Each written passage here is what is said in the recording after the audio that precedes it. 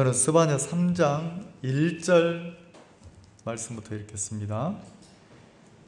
패역하고 더러운 곳 포악한 그 성읍이 화 있을진저 그가 명령을 듣지 아니하며 교훈을 받지 아니하며 여호와를 의뢰하지 아니하며 자기 하나님에게 가까이 나아가지 아니하였도다.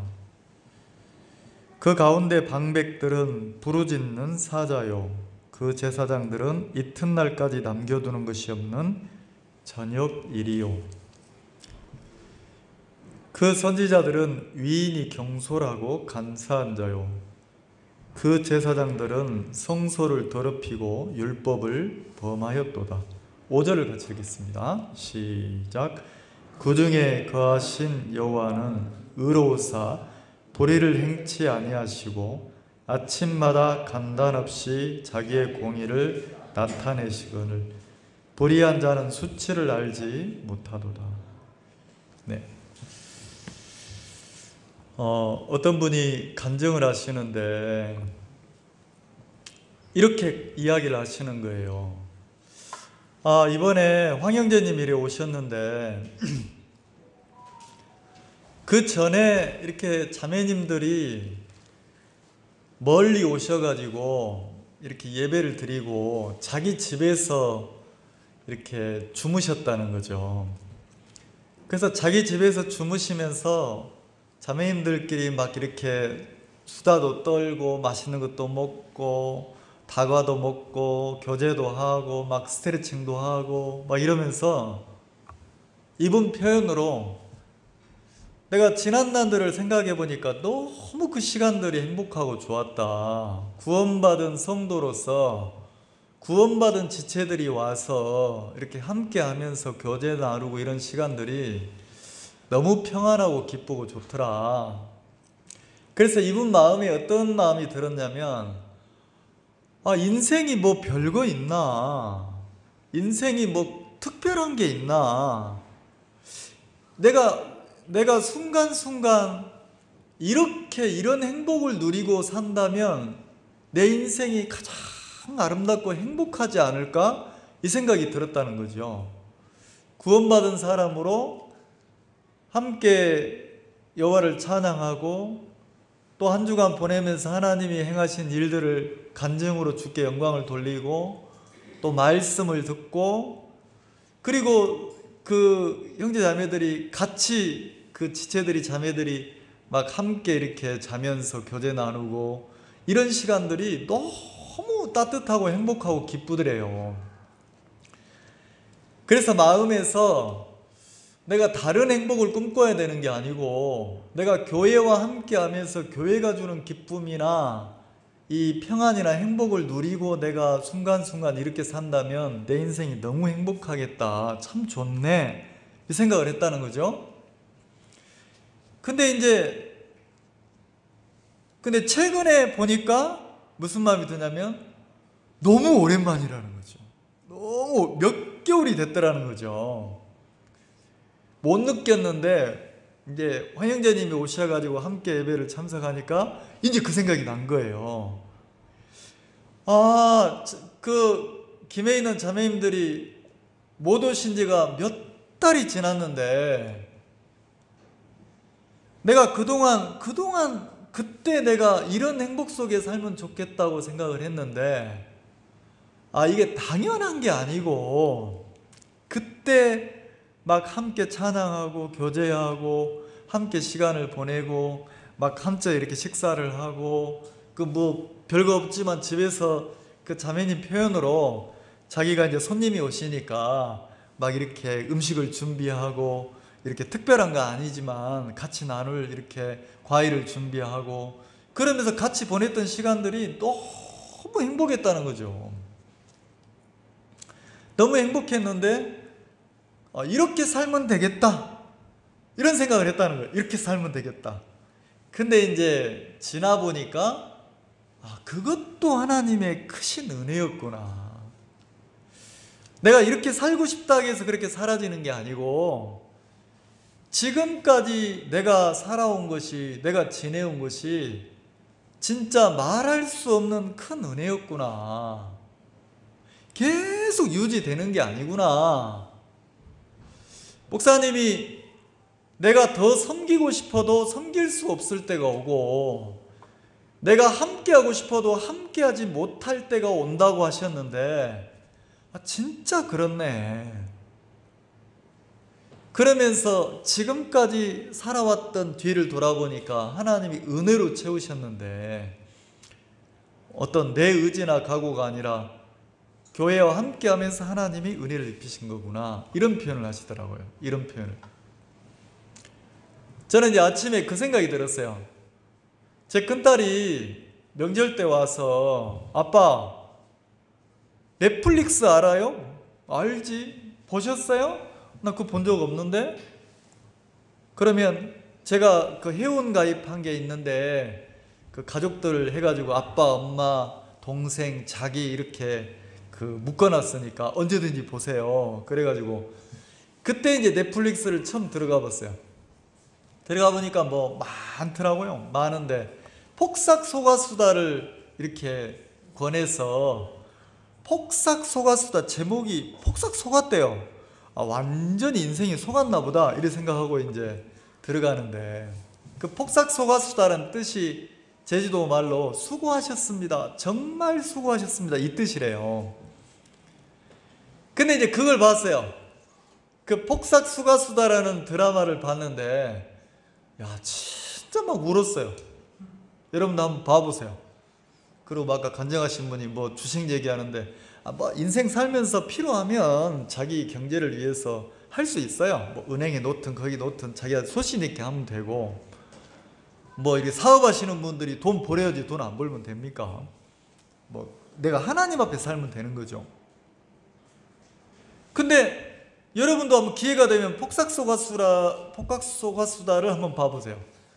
저는 막 그 어릴 때 그걸 보니까 어릴 때 제 아버지 어머니도 생각이 나고, 그리고 어릴 때 살아온 배경도 생각이 나고, 막 그 자식이 죽었을 때 관식이하고 애순이가 울 때 나도 울고, 막 그 대학 못 가가지고 그 동생이 막 떼쓰고 막 이럴 때 그것도 생각이 나고, 그 삶의 그 사람들이 어릴 때, 어린 아이 때부터 뭐 언제까지 나오냐면 늙어서 죽을 때까지 한 인생이 드라마로 나오더라고요. 근데 어릴 때부터 죽을 때까지, 여기 뭐 지금 뭐 마요렛이나 아산크도 와 계시는데 뭐 한국에 오고 싶었겠어요? 자기 가족들, 내 인생을 행복하게 만들려고 막 이렇게 먼 나라까지 타국까지 온 거잖아요. 근데 그 관식이라는 주인공이 꼬마 때부터 병원에서 늙어 죽는 장면까지 나오는데, 그 인생 속에 끝나지 않는 어려움이 오는 거예요. 끝나지 않는 문제들이 계속 오는 거예요. 계속. 근데 그 주인공 관식이라고 하는 사람을 표현할 때, 동네 사람들이, 제주도 동네 사람들이 그 관식이라고 하는 주인공을 표현을 할 때 뭐라고 표현하냐면 무쇠 이렇게 표현하더라고요. 무슨 새요? 무쇠가 뭡니까? 쇠 중에 어떤 쇠? 물른 쇠입니까? 단단한 쇠입니까? 무쇠야, 무쇠. 그러니까 이거는 무너지지도 않아, 포기하지도 않아, 꺾이지도 않아. 무쇠라는 거지. 무쇠. 그러면서 관식이라는 주인공 사람을 표현할 때, 관식이는 무쇠다, 무쇠는 성실하다, 이렇게 인정이 되는 거예요. 그래서 그 아들이 어느 식당에 알바를 하려고 하는데, 내가 너 보고는 안 쓰는데, 내가 네 아버지 무쇠, 내가 네 아버지 성실함 보고 너 쓰는 거다. 성실함 보고, 네 아버지 성실함은 다 알아준다 이러는 거예요. 그러면 저는 이제 무슨 생각을, 왜 이런 설명을 하냐면, 신앙이라는 것이, 자, 내가 정확한 믿음을 배워서 믿음의 삶을 살면 내 인생에 문제가 안 찾아옵니까? 어려움이 안 찾아옵니까? 신앙하고 사는 나도 어려움이 찾아와요. 그 형제가 가면서 질문을 하는데, 목사님, 야곱이 고생 안 해도 되는데 잔꾀를 써서, 어머니 리브가가 잔꾀를 써가지고 외삼촌 집에 보내가지고 괜히 고생한 거 아닙니까? 인간적인 수단과 방법을 써서 고생한 거 아닙니까? 예, 맞죠? 그럴 수도 있죠. 근데 그 고생을 하게 하신 분이 누굽니까? 하나님이 야곱을 진짜 수단 많고 잔꾀가 많은 그 야곱을 어떻게 합니까? 외삼촌한테 붙여가지고, 외삼촌은 야곱보다 한 수 더 떠. 얼마나 속여먹는지 몰라요. 조카 놈을 이렇게 이용해먹고 저렇게 이용해먹고 부려먹고 또 부려먹고 막 진짜 막 못 빠져나가도록 막 괴롭히고 부려먹잖아요. 근데 그 외삼촌 밑에서 삶을 살게 만드는 거예요. 그래서 뭐합니까? 야곱의 잔꾀나 수단을 하나님이, 야곱이 자기 믿는 마음을 막 물을 빼잖아요. 그러면 뭘 잘못해서가 아니고 하나님이 요셉을 그냥 이렇게 보디발의 집에 하인으로 살게 하고 감옥에 갇히게 하고 훈련하신다는 거죠. 그러면 내가 하나님을 섬기고 신앙하고 살면 내 인생이 막 진짜 막 고생 않고 좋아지냐? 아니라는 거예요. 그 사람의, 관식이라는 사람의 인생처럼 우리의 인생도 태어나서 주님 앞에 설 때까지 내가 원치 않는 수없이 많은 문제와 어려움들이 있어요. 그럼 우리가 세상 사람처럼 늘 인생을 말하면서 아이고 내가 이제 믿음이 생기고 하나님께 은혜를 입으면 이제는 고생 없이 살겠다. 아니에요. 계속 어려움이 있을 수 있어요. 근데 내가 어려움이 싫어서, 문제가 싫어서 한 번 피하고 두 번 피하고 내 마음에서 어떻게 합니까? 내 마음이란 놈은 조금 어려운 것, 조금 외로운 것, 조금 힘든 거를 부딪혀서 헤쳐나가려고 합니까? 피하려고 합니까? 어릴 때 싸워보셨어요? 친구하고 싸워보셨습니까? 너 나하고 한판 붙어. 그러면 이상하죠? 싸우기로 정해놓고 점심 먹고 어디로 나와 그러면 그 내내 점심시간 되기 전까지 마음이 불안해요. 마음이 평안한 게 어디 있어요? 싸워야 되는데. 막상 부딪혀보면 별것도 아닌데 싸우기 전까지는 막 혼자 시나리오를 쓰고 막 불안하고 이런 거예요. 그게 내 마음이라는 거지. 우리 마음은, 인간의 마음은 끊임없이 뭘 추구하냐면 좀 힘들지 않고 좀 외롭지 않고 좀 고생하지 않고 어떻게 부담 없이 평안하게 살기를 바라는 거예요. 근데 하나님은 우리 인생을, 모든 사람의 인생을 부담 없는 길로 넣었습니까? 만약에 내가 조금 부담이 없고 조금 외롭지 않고 조금 힘들지 않다면 더 빨리 내가 망가지는 거예요. 더 빨리 망가지는 거예요. 근데 희한하죠? 내가 좀 외롭지만 외로운 길을 내가 부딪혀서 외로움을 뚫고 인생을 살아보면, 자, 내가 좀 힘들지만 힘든 것을 각오하고 그 힘든 삶을 뚫고 지나가서 이기고 살아보면, 좀 고생스럽지만 고생의 길을 통과해보면 내가 망가집니까? 단단해집니까? 네, 무쇠가 돼간단 말이에요. 무쇠. 그러면 관식이라는 사람이 그 어릴 때부터 그냥 뚝심 하나 가지고 부딪혀서 계속 인생을 살아가다 보니까 무쇠라는 단어를, 무쇠라는 표현을 듣는 거예요. 성실함으로 피하지 않고 부딪힌다는 거지.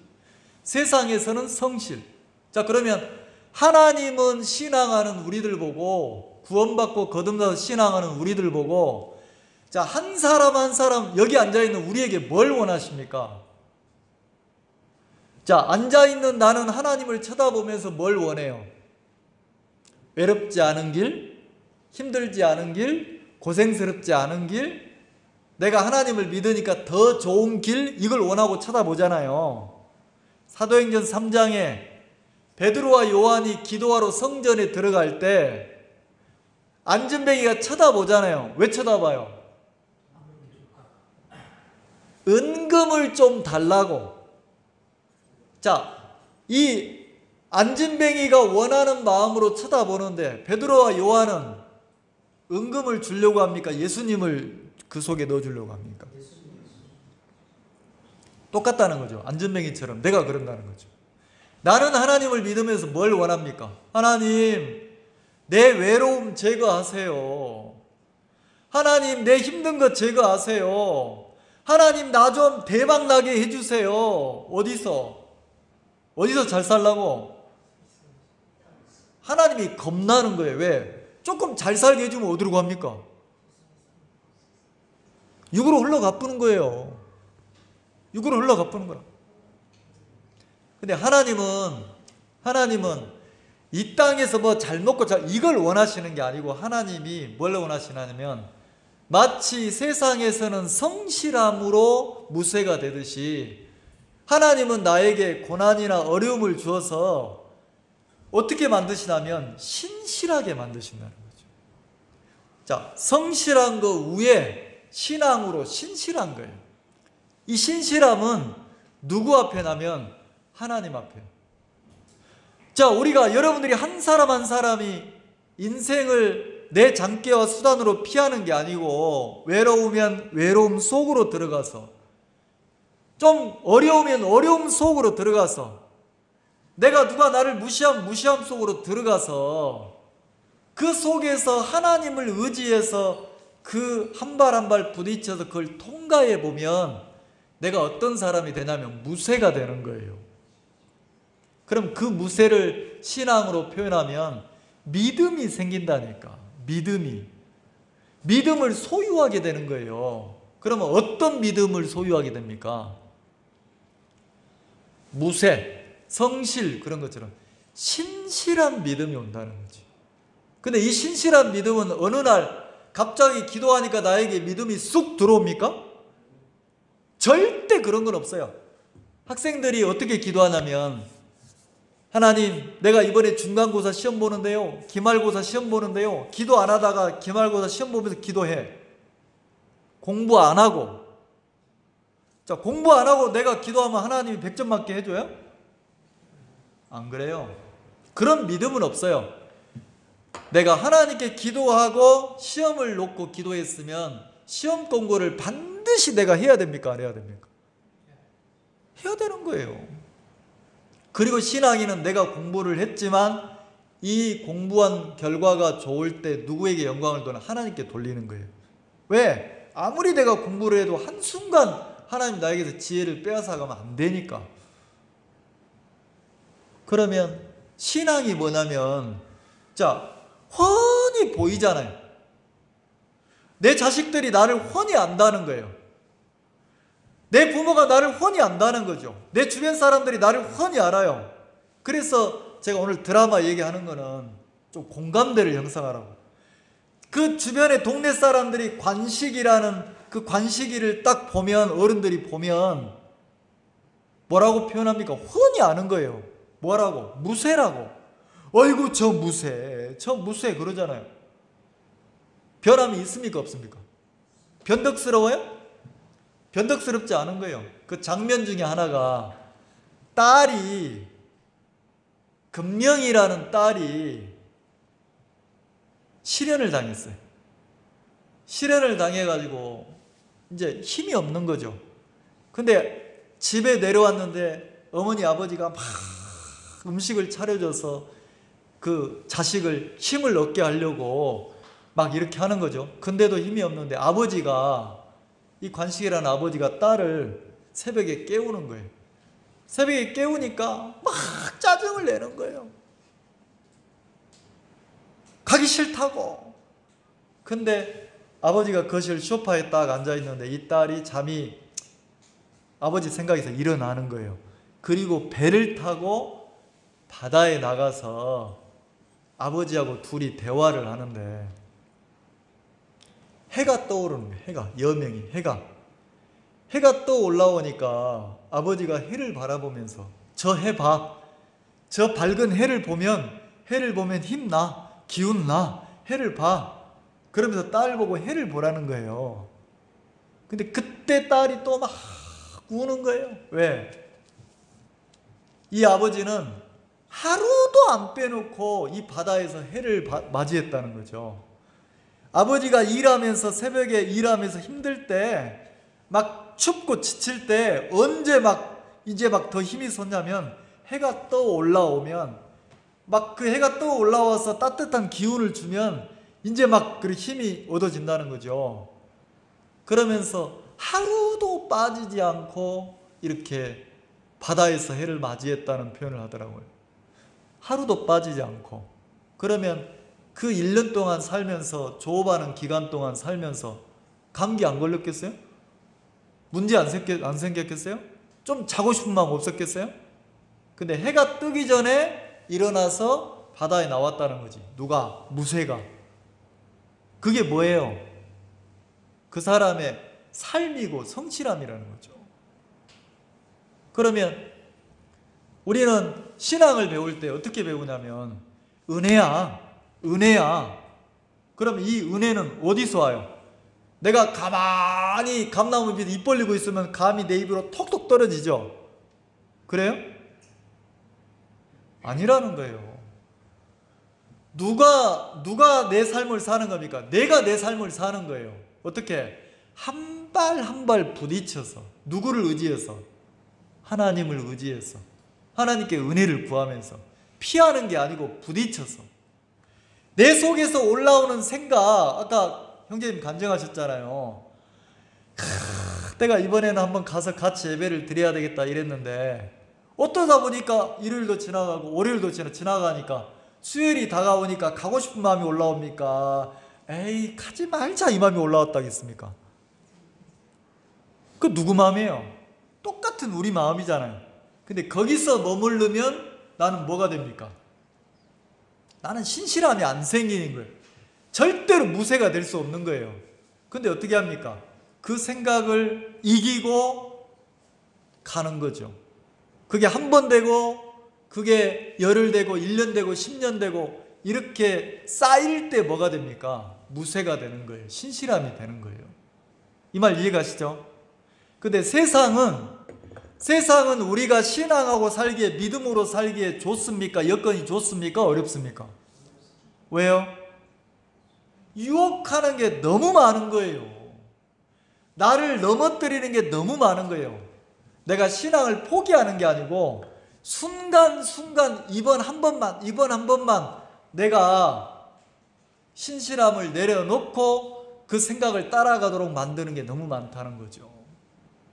근데 거듭난 성도가 그리스도인이 정확하고 분명한 믿음 하나를 내가 소유하고 살 때 그 믿음이 주는 평안이나 기쁨이나 행복이 내 삶을 딱 잡아주는 거예요. 뭐가 잡아준다고요? 여러분이 우리가 정확하고 분명한 믿음을 딱 소유하잖아요. 이상하죠? 내가 흔들릴 것 같잖아요. 어느 순간부터 흔들리지 않는 내가 보이는 거예요. 어느 순간부터 유혹당하지 않는 내가 보이는 거예요. 어느 순간부터 막 갈등이 찾아오지 않는 게 아니고 찾아와요. 미혹도 찾아와요. 근데 아무리 유혹해도 그 유혹이 나를 끌어갈 수 없는 그 단계가 온다는 거죠. 그걸 보고 뭐라고 하냐면 신실하다. 신실하다. 자, 이렇게 설명해놓고 본문 한번 봅시다. 자, 3장 1절에 패역하고 더러운 곳. 자, 어딘지 모르겠는데 완전히 패역했대요. 그리고 더럽다는 거지. 완전히 더럽다는 거예요. 그리고 포악한 곳, 막 악하고 더럽고 폐역하고 이런 곳이 있대요. 이 3장 1절에 이 폐역한 곳이 어디입니까? 그 성경에 보면 뭐라고 되어 있어요? 예루살렘이 받을 형벌과 보호 이래 돼 있잖아요. 그러니까 이 폐역한 곳이 어디예요? 예루살렘이잖아요. 더러운 것이 어디입니까? 이 포악한 곳이 어디예요? 하나님의 심판을 받아야 될 곳이 어디입니까? 좀 이상하지 않습니까? 나는 이 성경을 읽으면서 이해가 안 되는 거예요. 적어도 세상은 다 타락해도 예루살렘만은 뭐 해야 됩니까? 깨끗해야 되잖아요. 세상이 다 더러워져도 예루살렘은 깨끗해야 되잖아요.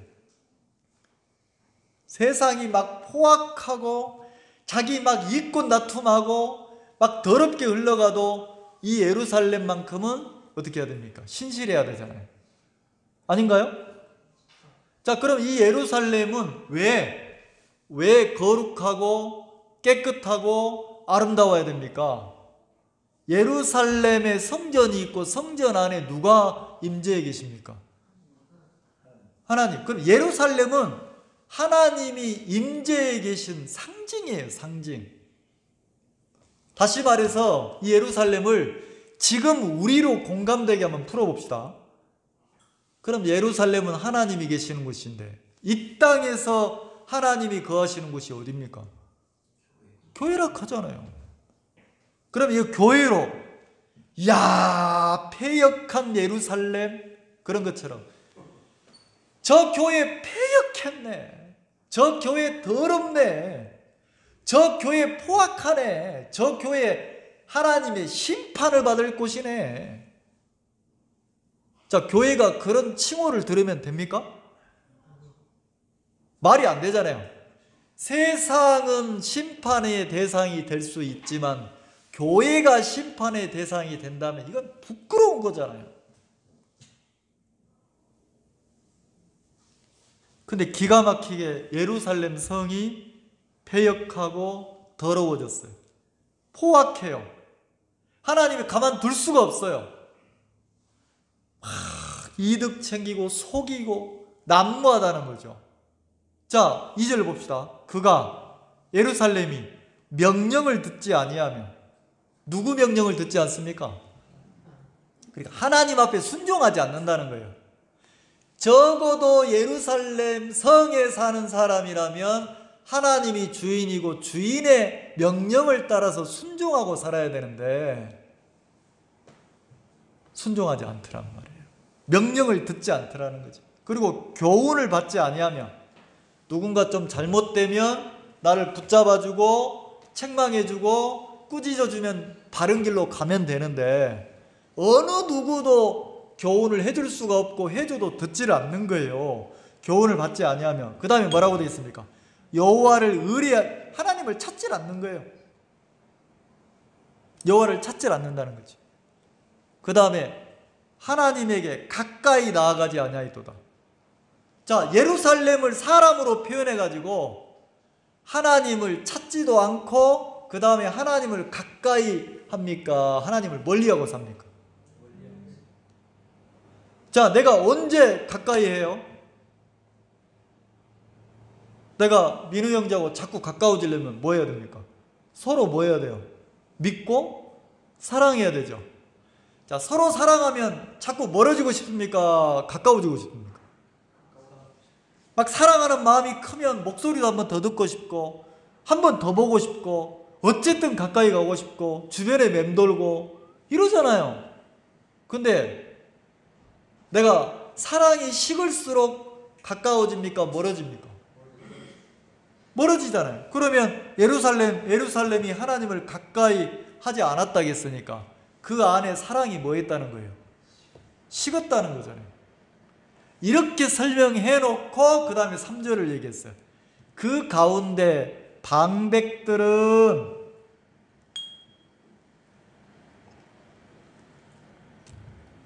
자, 그 가운데 방백들, 다스리는 사람들이에요. 방백들이란 뜻이 그 예루살렘 도시를, 그 나라의 수도인데 그 수도를 다스리는 통치자들이에요.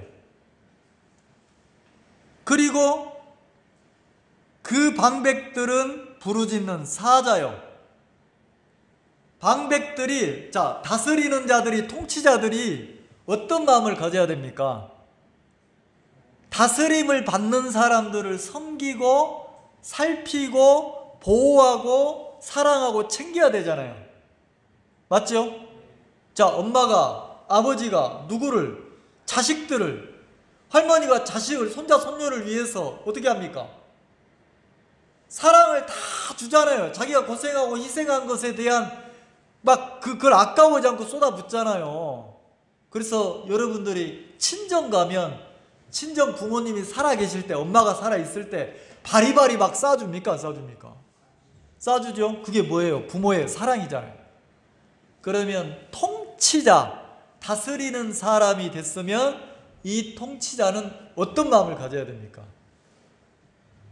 다스림을 받는 백성들을 살피고 섬기고 아끼고 사랑하고 이래야 되죠. 근데 사자는 어떻게 해요? 사자는 잡아먹듯이 하나님에게 특별한 은혜를 입어서 통치자가 됐는데, 다스리는 사람이 됐는데, 그 권력과 권세를 이용해서 백성들을 뜯어먹고 산다는 거죠. 방백들이. 그 다음에 재판장들 그랬어요. 그랬으니까 한 명이 아니죠. 재판장들. 재판이 뭡니까? 판결자라는 거예요. 판결자. 자, 하나님 앞에 정확한 믿음을 가진 사람이 판결하면 어떻게 판결하겠습니까? 불의하게 판결하겠어요? 자기 이득이 되는 쪽으로 판결하겠어요? 아니라는 거지. 재판장들은 이튿날까지 남겨두는 것이 없는 저녁 일이요. 자, 먹을 걸 갖다 주니까 언제 다 먹습니까? 저녁에 홀딱 다 먹어버리는 거라. 그리고 그 다음날 아침에 또 뭐 하라는 거예요? 또 가지고 오라는 거지. 또 가지고 오라는 거지. 그러니까 이 재판장들이 백성들을 위해서 판결을 내리는 게 아니고 누구를 위해서 판결을 내립니까? 자기 이익을 위해서 판결을 내리는 거예요. 그리고 그게 끝이 없는 거예요. 계속해서 그러는 거예요. 네, 사람이 한번 잘못된 것을 돌이키고, 내가 진짜 하나님 앞에 잘못 살았다, 돌이키면 용서할 수 있어요. 근데 그렇게 사람들을 이용해 먹는 것을 돌이키지 않고 계속 하고 있다면 이 사람은 완전히 마귀에게 잡힌 사람이라는 거지. 근데 예루살렘에 있는 방백들이나 재판장들이 사자나 이리처럼 생명을 계속 갉아먹고 죽이는, 잡아먹는 일을 한단 말이에요. 그리고 4절에 그 선지자들은 그랬어요. 그 선지자들이니까, 선지자 그러면 하나님의 뜻과 마음을 백성들에게 선포하고 가르치는 거잖아요. 근데 선지자들이 어떻게 바뀌었습니까? 경솔하고 간사하다. 그래, 이 사람들이 깨끗한 게 없는 거예요. 깨끗한 게 없는 거예요. 가짜로 간사하니까 자기 생각인데 자기 마음인데 백성들에게 하나님의 뜻인 것처럼 해서 이용해 먹는다는 거지. 자, 그 다음에 제사장들은 성소를 더럽히고, 자, 제사장들은 성소를 정결하게 하고 깨끗하게 하고 백성들의 죄를 깨끗하게 씻어서 하나님 앞에 나가도록 해줘야 되는데, 이 성소를 깨끗하게 해야 될 제사장들이 특별히 은혜를 입어서 제사장이라는 직분을 맡았는데 성소를 깨끗하게 한 게 아니고 성소를 뭐 했다고 합니까? 더럽히고, 그 다음에 율법을 뭐 했다고요? 범하였도다. 자, 여기까지만 얘기를 한번 생각해 봅시다. 자, 그러면 예루살렘 성을 누가 더럽힌 겁니까? 깊게 들어가면 개개인이 타락했지만 더 크게 들어가 보면 예루살렘 성을 더럽히고 타락시키고 하나님의 심판을 불러오는 역할을 누가 하고 있어요? 방백들이, 재판장들이. 선지자들이, 제사장들이.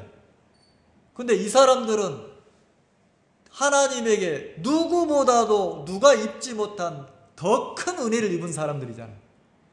더 큰 은혜를 입어서 방백이 됐어요. 더 큰 은혜를 입어서 재판관이 됐어요. 더 큰 은혜를 입어서 선지자가 되고 제사장이 됐어요.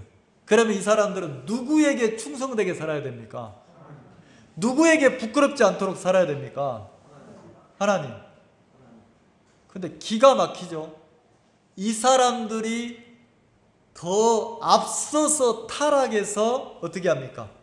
백성들을 이용해 먹고 착취하고 토색하고 간사하게 하나님의 뜻이라고 복음의 일이라고 속여가지고 어떻게 합니까? 자기를 위하고 부를 쌓고, 그리고 뭘 더럽힙니까? 성도들의 삶을, 신앙을 다 더럽혀가지고 더 이상 하나님을 섬길 수 없도록 만들어야 안 만들어요? 그럼 이 스바냐 선지는 남유다가 지금 예루살렘이 이렇게 타락되어 있다는 거예요. 근데 이렇게 설명을 들어보니까 꼭 지금 오늘날 뭐 같습니까?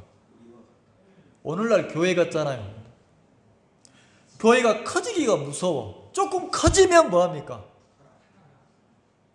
거기에 재판관들, 판결자들 세워가지고 하나님 앞에 판결을 합니까? 교회가 이익되는 대로, 자기 좋은 대로 막 판결하잖아요. 하나님의 뜻이라 하고 막 해가지고 조금 더 돈 많이 되고 막 이러면 앞에 세우고 자리 앉혀주고 막 이러잖아요. 그리고 복음을 이해한답시고 전부 껍데기는 복음이에요. 복음의 행사를 만들어가지고 어떻게 합니까? 뒤로 간사하게, 너무 이건 사특한 거예요. 뒤로 전부 다 돈을 빼돌려가지고 사유재산 챙기고, 그리고 교회가 어떻게 바뀝니까? 피라미드처럼 지배층이 생기고, 밑에 일하는 일개미처럼 일하는 층이 생기고, 위에서는 군림하고. 자, 이때 예루살렘이나 지금 교회나 다를 게 있습니까? 근데 이걸 멈추지 않고 지금도 계속해서 복음을 위한답시고 계속해서 돈을 걷고 착취하고 사유재산을 쌓고 자기들은 기득권자가 돼가지고 마음대로 흥청망청 더럽게 살고, 심지어는 이제는 더 이상 그렇게 사는 사람들을 보고 신앙하지 않겠다고 성도들도 신앙을 버리는 세상이잖아요. 그러면 자, 무쇠입니까? 신실합니까? 내 마음에서 손익계산이 올라올 때 어떤 분이, 제가 민우 형제하고 어떤 분을 만났어요. 지나다가 방문을 했는데 어떤 분이 아이고 자기 이제 은혜를 입어서 일당 30만 원짜리가 됐다는 거죠. 세죠? 일당 20만 원, 30만 원짜리 됐다는 거예요. 그래서 제가 아이고 저 민우 형제, 만약에 내가 없으면 여기 알바하러 온 줄 알아라 그랬어요. 농담으로. 그랬더니 그분이 나한테 일 배우려면 꼬박꼬박 말 잘 듣고 순종해야 된다고 이러더라고. 자, 일당 30만 원 얘기를 들으면 내 마음에서 무슨 마음이 들어요? 두 가지 마음이 들겠지. 내가 그까짓 일당 30만 원? 내가 부하게 살면 쳐다도 안 보겠죠. 근데 내가 어려울수록 일당 30만 원이라 하면 자꾸 내가 내 것으로 그것을 취하고 싶은 욕심이 생겨 안 생겨요? 내가 배워볼까? 내가 배울까? 이런 마음이 생겨 안 생겨요? 이 말 이해가십니까? 근데 그 마음에 나를 홀딱 내주면 그 다음에 또 이용당하는 거예요. 근데 만약에 하나님이 나한테 필요한 일이라면 내가 애쓰지 않아도 나에게 하나님이 길을 열겠어요, 안 열겠어요? 그러면 진짜 예루살렘 성 안에 사는 하나님을 섬기는 사람이라면 모든 삶에 있어서 누구 앞에 자꾸 내가 생각을 해야 됩니까? 하나님 앞에. 오해하지 마세요. 내가 여러분들 보고 뭐 은행에 저축하지 마라, 집사하지 마라, 주식하지 마라, 뭐 하지 말라는 게 아니에요. 하세요. 세상을 살아가야 되잖아요. 근데 내가 하나님 앞에 만약에 잘못된 길이라면 해야 됩니까? 안 해야 됩니까? 여러분이 뭐 주식하고 저축하고 집 사고 이게 뭐가 잘못돼도 살면 되죠. 삶을 살면 되죠. 근데 여기 나와 있는 사람들은 어떻습니까? 패역하잖아요. 포악하잖아요. 이들은 어떻게 합니까? 사자처럼 누구 것을? 예루살렘 성 안에 사는 하나님의 백성의 삶을 도둑질해 먹잖아요. 이리처럼 그 사람의 인생을, 생명을 빼앗아 가잖아요. 그러면 지도자라는 사람들이, 종교 지도자라는 사람들이 성도들의 삶을 뜯어먹는다면 이거는 뭐 해야 됩니까? 타락할 대로 타락한 거잖아요. 그러면 우리가 신앙하면서 잘 봐야 된다는 거죠. 제가 민호하고 이렇게 가면서 민호 형제하고 얘기를 나눴어요.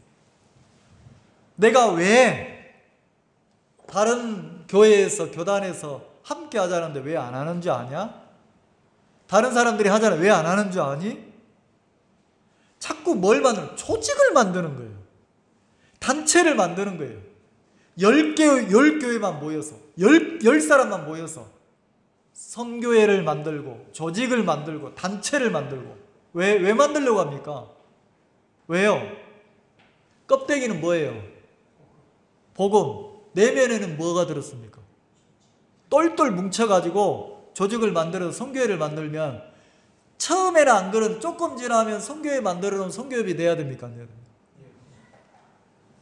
선교회비를 걷어 돈이 생기면 이제 목회자들은 그 돈 가지고 복음을 이해한다고 또 막 회의로 막 다녀야 됩니까? 안 돼야 됩니까? 그럼 내나 옛날에 있던 거랑 똑같아지는 거예요. 그냥 개별 목회를 하면서 하나님 앞에 성도들을 섬기고 목회를 하면서 필요하면 같이 모여서 캠프도 하고 하면 좋은데 단체를 만들려고 하는 거죠. 이게 안 보이면 모르겠는데 훤히 보이니까 내가 성도들을 모시고 그런 데를 못 가겠는 거예요. 그러면 우리 교회 성도들도 내가 거기에 쏙 들어가면 언젠가는 그 단체에 또 이용을 당해야 됩니까? 안 됩니까? 내가 천년만년 살면 그렇게 살겠는데 이제 얼마나 산다고? 그냥 순수하게 복음을 전하고 교회를 섬기고 하나님을 섬기면서 이렇게 살다가 주님 앞에 서도 내 인생이 짧은데, 나보고 방백들 속에 서라는 거예요. 세상이 나보고 판결자로 서라는 거지. 내가 너 판결자 세워줄게, 함께 하자. 그러면 내가 두 가지 마음이 들 거 아닙니까? 나도 그런 단체에 들어가면 내가 방백이 되고 판결자가 되네. 내가 재판장이 되네. 그러면 내가 판결자가 되고 내가 방백이 되고 재판장이 됐으면 누구보다 딱 올라갑니까? 백성들 위에 딱 서는 거잖아요. 그죠? 나를 그런 위치에 세워준다 하면 내가 그걸 좋아할 수도 있어요. 근데 내가 좋아하는 이 마음을 따라가면 내가 하나님 앞에 삶을 살아야 됩니까? 세상에 생명을 죽이는 사자와 이리 노릇을 하고 살아야 됩니까? 그러면 이렇게 살 바에는 목회하면 안 돼요. 이렇게 살 바에는 목회하면 안 되고 그냥 목회 내려놓고 개인의 인생을 살면서 신앙인으로 살아야 돼요. 형제자매들이, 물론 그런 사람도 있겠지만 형제자매들이 누구 위에 군림하면서 사람 이용 안 하잖아요. 한 사람 한 사람이 성도들을 이용해 먹고 사자처럼 이리처럼 막 이용 안 하잖아요. 근데 얼마나 많은 목회자들이 성도들 위에 군림해서 교단을 만들고 단체를 만들어서 그 위에서 군림하면서 껍데기로는 복음인데 내면은 어떻게 합니까? 사자처럼 어떻게 하면 더 빼먹을까? 어떻게 하면 더 이용해 먹을까? 이런 교단들이, 교회가 너무 많잖아요. 가슴이 안 아픕니까? 교회가 나가야 될 방향은 뭐예요? 그런 교단이나 단체를 만들어야 되는 게 아니고 뭘 만들어내야 됩니까? 무쇠를 만들어야 돼요. 무쇠.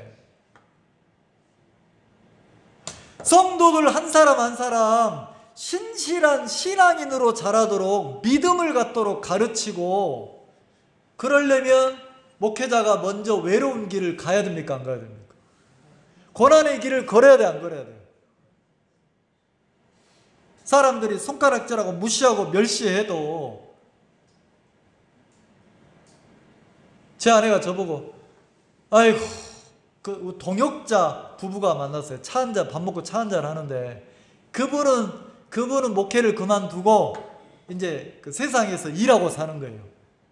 그 일하고 사는데 목회를 안 하니까 전부 다 입에서 나오는 소리가 자랑인 거죠. 집 샀다, 차 샀다, 돈 벌었다, 투자했다 이러니까 저 집사람 옆에 있다가 그러는 거예요. 아이고, 우리 남편은 평생 돈 안 되는 일만 해. 근데 제 마음에 약간 미안하긴 한데 제가 뭐라 하겠냐면, 그게 목사지. 평생 돈 안 되는 일을 하고 사는 게 목사지. 목회자가 돈 벌고, 목회자가 부를 쌓고, 내가 죽고 나서 막 수백억이 모여 있으면, 통장에 수백억이 있으면 목사냐? 사기꾼이지? 내 인생 짧아. 나는 내 인생 그렇게 더럽히고 싶지 않아. 맞지 않습니까? 그럼 우리 교회 교단을 만드는데 함께 할까요? 좀 외로우니까 거기 가서 막 같이 하면서 살까요? 목회자가 그 정신 가지면 절대로 교회에서 무쇠를 만들어내지 못해요. 목회자가 먼저 외로운 길, 고난의 길, 힘든 길 가지 않으면 성도들은 절대로 그 길로 가지 않습니다. 그러면 우리가 걸어가야 될 길이 이 스바냐서 3장을 보면 정확하게 보이잖아요. 그 제가 나누고 싶은 주제는 5절이에요. 그 중에 거하신 여호와는 그랬어요. 자, 하나님이 어디 중에 계셔요?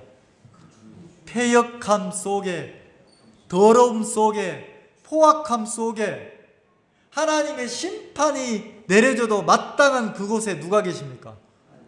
하나님이.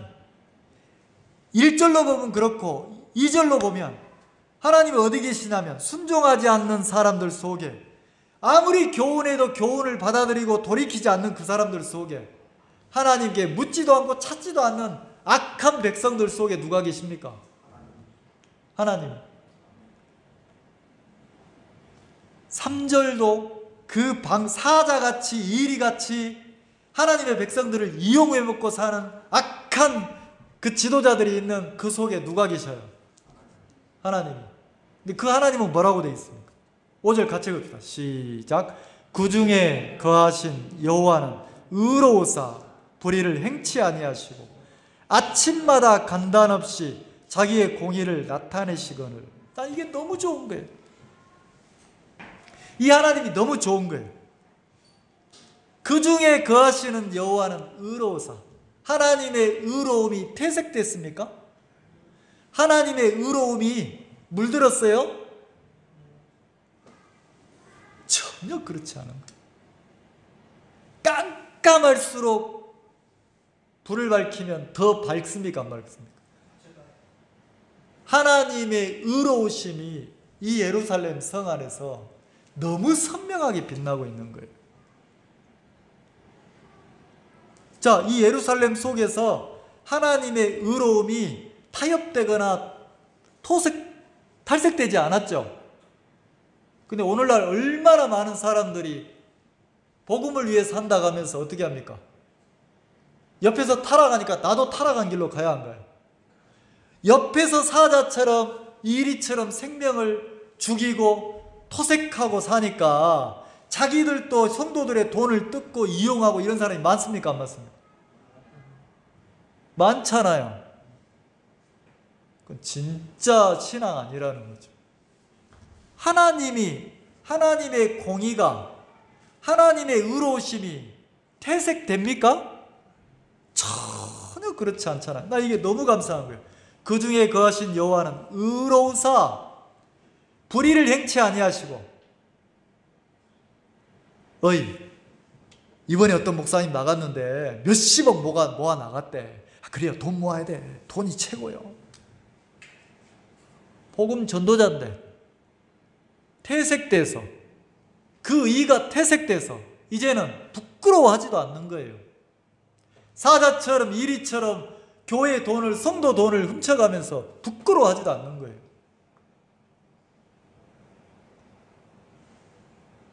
민우 형제가 저보고 묻더라고요. 목사님, 교회에서 생명이 죽었는데 왜 교회가, 목회자들이 부끄러워하고 죄스러워 안 합니까? 왜 그래요? 이미 감각이 무딜 대로 무뎌졌는 거예요. 감각이 부끄러워할 수도 없어. 부끄러움이 느껴지지 않아. 무뎌져서 문둥이가 됐다는 거지. 그럼 이게 한 번, 두 번입니까? 수십 년을 그렇게 살았다는 거. 어떻게 살았다는 겁니까? 불의하게 살았다는 거예요. 하나님의 공의에서 떠나서 살았다는 거지. 그러니까 생명이 죽어도 부끄러워하지 않는 거예요. 그러면 이 5절에는 뭐라고 되어 있어요? 구중에 거하신 여호와는 의로우사 불의를 행치 아니하시고, 그 다음에 아침마다 간단 없이 자기의 공의를 뭐 하신다고요? 아침마다니까 매일 새롭게 매일 뭘 나타내신다고요? 하나님의 공의를. 그리고 이야기를 한번 해봅시다. 하나님이 세상을 창조하실 때 마지막 날 누구를 창조했습니까? 사람을 창조할 때 창세기 6장에 보면 어떻게 창조했습니까? 하나님이, 한번 찾아볼까요? 창세기 6장.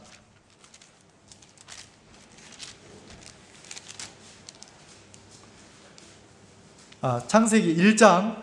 제가 6장이라고 했습니까? 1장.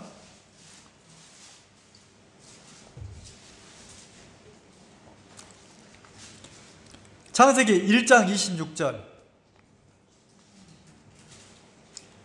창세기 1장 26절 25절부터 한번 볼까요?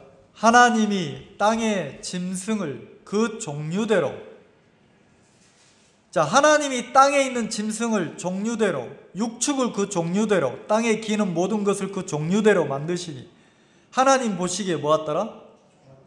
그래, 이 세상의 모든 생명들을 하나님이 만드셨죠. 그 다음에 뭐라고 되어 있습니까? 26절 같이 읽읍시다. 시작. 하나님이 가라사대 우리의 형상을 따라 우리의 모양대로 우리가 사람을 만들고 그로 바다의 고기와 공중의 새와 육축과 온 땅과 땅에 기는 모든 것을 다스리게 하자. 하나님이 사람을 만들 때 뭐라고 말씀하셨어요? 우리의 형상, 우리의 모양대로. 우리가 깊게는 모르지만, 자, 하나님이 나를 만드셨어요. 만드셨어요.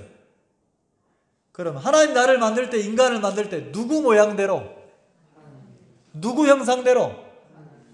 그럼 적어도 우리가 하나님 형상대로 만들어졌다는 거죠. 이해가시죠? 그러면 예를 들어서 서울 광화문에 가면 무슨 동상이 있습니까? 이순신 장군, 세종대왕 동상이 있잖아요. 자, 진짜 칼을 차고 딱 내려다보는 이순신 장군 동상, 누구 형상으로 만들었습니까? 아니, 이순신의 형상으로 만들었지. 이순신이라는 사람의 형상을 생각하고 글을 보고 키가 어땠는지, 막 인물이 어땠는지, 인품이 어땠는지, 그 사람의 삶이 어땠는지. 자, 적어도 이순신 동상을 만들려면, 형상을 만들려면, 동상이 형상이잖아요. 그럼 이순신이란 사람을 자세하게 공부하고 알아야 됩니까? 몰라야 됩니까? 알아야 되죠? 그리고 딱 이순신 동상을, 형상을 딱 만들어 놓으면 사람들이 이순신 동상을 보면서 뭘 생각합니까? 나라를 위해서 목숨을 아끼지 않고 외적과 싸웠던 장군의 정신, 그 불의하지만 임금이 막 자기를 간신배들 말을 듣고 자기를 낙향시키고 막 이랬을 때도 그 임금을 향한 충심을 버리지 않았던 충심, 그리고 막 그 어려운 전시에 백성들을 살피고 백성들을 먹이고 백성들을 이끌었던 그 백성들을 사랑하는 애심. 자, 이순신이라는 사람의 정신, 마음, 뜻, 동상을 보면 그걸 생각합니까? 안 합니까? 거기다 형상을 세우는 이유가 이 나라가 그 무사, 군인이죠. 지금으로 말하면 용맹, 그 용맹한데 그 용맹을 가지고 그 힘을 가지고 누구를 위해서 살으라고? 백성들을 위하고 나라를 위하고 그 다음에 누구에게 충성하라고? 나라에 충성하라고. 이 말 이해가십니까?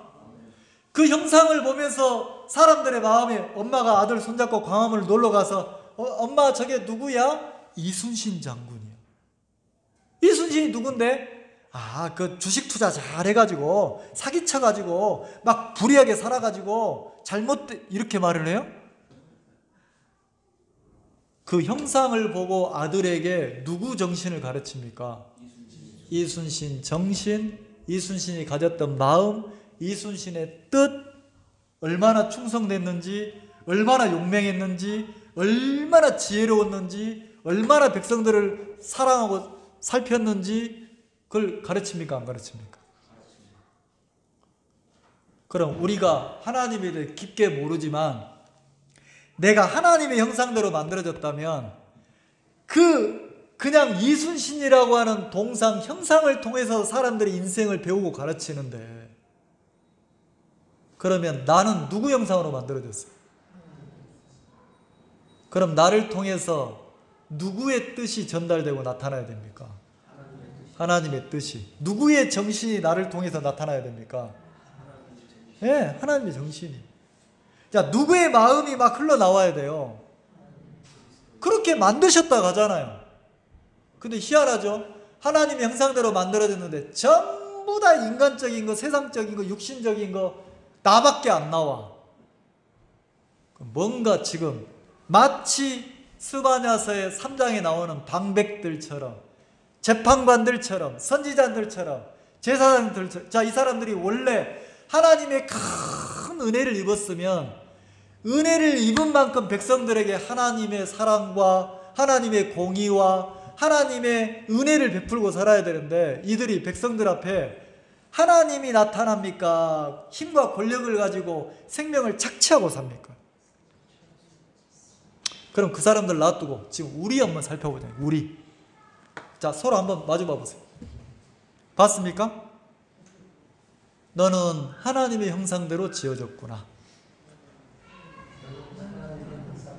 자, 그러면 내가 하나님의 형상대로 지어졌으면 나를 통해서도 내 삶을 통해서 누가 나타나야 됩니까? 내가 나타나야 됩니까? 하나님이 나타나야 됩니까? 이것을 가로막는 게 누구예요? 마귀고 사단이라는 거지. 그래서 오늘은 시간이 없어서 여기까지 하지만 다음 주에 이 뒷부분에 보면 그래서 하나님이 마귀를 없이 하신단 말이에요. 왜? 하나님의 형상으로 지어져서 하나님의 영광이 나타나고 하나님께 감사를 드리고 하나님을 찬양하고 하나님의 기쁨을 누리고 하나님의 평안을 누리고 나를 통해서 내 삶을 통해서 여호와가 나타나야 되는데 그걸 가로막는 게 사단이기 때문에 그럼 우리가 이번 주에는 한번 거기까지 생각해 보자는 거죠. 왜 갈등합니까? 왜 내가 신앙을 할까 말까? 이 교회를 나올까 말까? 왜 갈등합니까? 그거 갈등하지 말고 나를 통해서 내 인생을 통해서 내가 어디에 살든 어떤 위치에 있든 하나님의 뜻과 마음이 하나님께 영광을 돌리고 살면 그게 신앙인이고 그게 무쇠란 말이에요. 그게 아름다운 인생이라는 거죠. 내가 신앙을 잃어버리고 세상에서 좀 잘 먹고 잘 살면 뭐가 행복합니까? 충분해요. 하나님 절대 실수하지 않아요. 지금 여러분이 내가 살아가는 삶 하나님이 주신 은혜예요. 충분해요. 여호와를 찬양하기에 충분하고 주님의 마음을 나타내기에 충분하고 하나님께 영광 돌리기에 충분하도록 하나님이 우리 삶을 이끌고 계신단 말이에요. 아멘? 그리스도인으로, 신앙인으로 무새처럼 믿음을 가지고, 지금 믿음을 가지고 당당하게, 담대하게 육신도 이기고 세상도 이기고 우리가 하나님을 찬양하고 삽시다. 그게 그리스도인이란 말이에요. 다 져서 다 타락해서 방백들처럼, 재판관들처럼, 선지자들처럼, 제사장처럼 더럽히고, 뭘 더럽혔어요? 먼저 성전, 자기를 더럽혀야만이 남을 더럽힐 수 있잖아요. 목회자로서 부끄럽지 않습니까?